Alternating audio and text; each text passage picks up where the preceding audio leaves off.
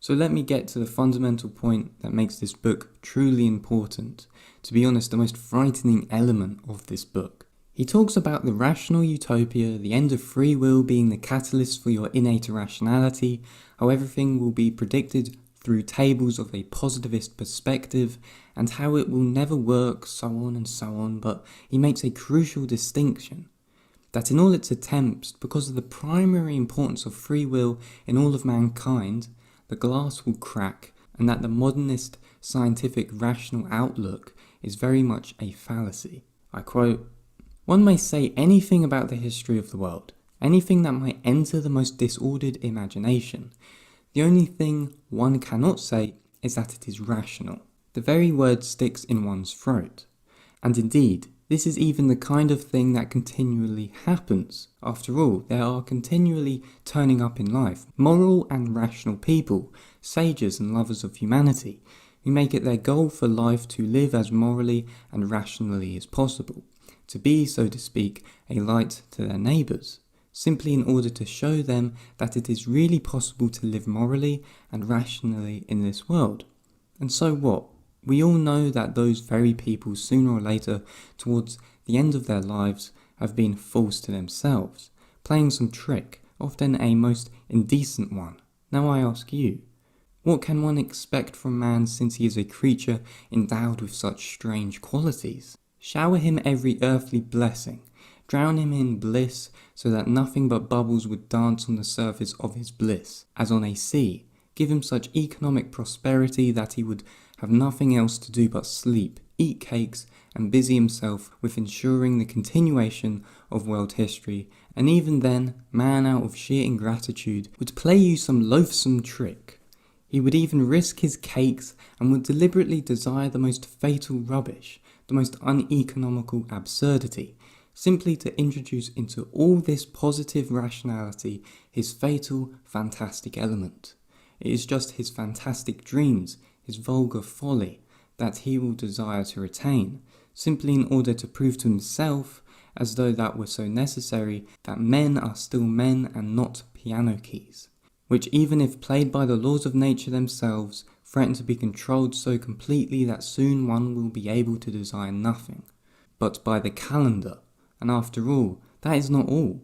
Even if man really were nothing but a piano key, even this were proved to him by natural science and mathematics, even then he would not become reasonable, but would purposely do something perverse out of sheer ingratitude, simply to have his own way. And if he does not find any means, he will devise destruction and chaos, will devise sufferings of all sorts, and will thereby have his own way. He will launch a curse upon the world, and, as only man can curse, it is his privilege, the primary distinction between man and other animals, then, after all, perhaps only by his curse will he attain his object, that is, really convince himself that he is a man and not a piano key. If you say that all this too can be calculated and tabulated, chaos and darkness and curses, so that the mere possibility of calculating it all beforehand would stop it all and reason would reassert itself, then man would purposely go mad in order to be rid of reason and have his own way. I believe in that. I vouch for it, because after all, the whole work of man seems really to consist in nothing but proving to himself continually that he is a man and not an organ stop.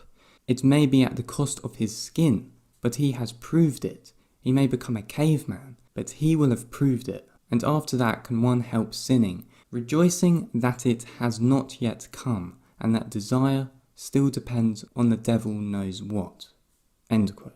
That to me is the most frightening part of the book, the most true of it all, but it is that man will deliberately go insane in order to be rid of reason and still have things his own way.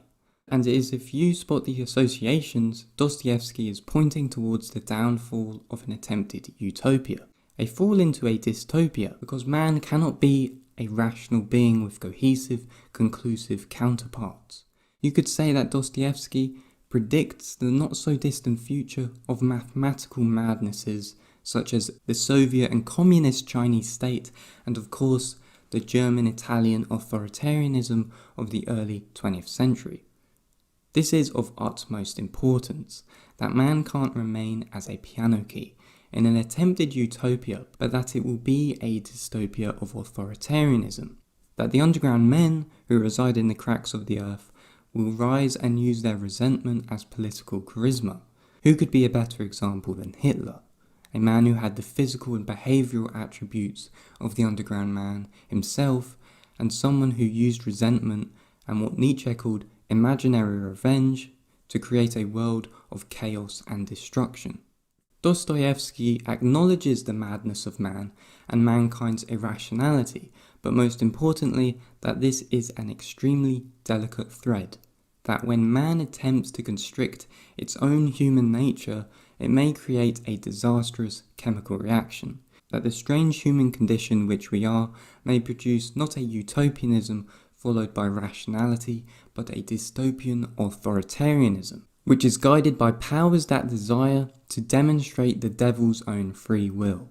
Free will for the sake of free will, a will which is made into reality to prove that man is not rational and cannot be equally placed as jigsaw to form a finality of perfect happiness.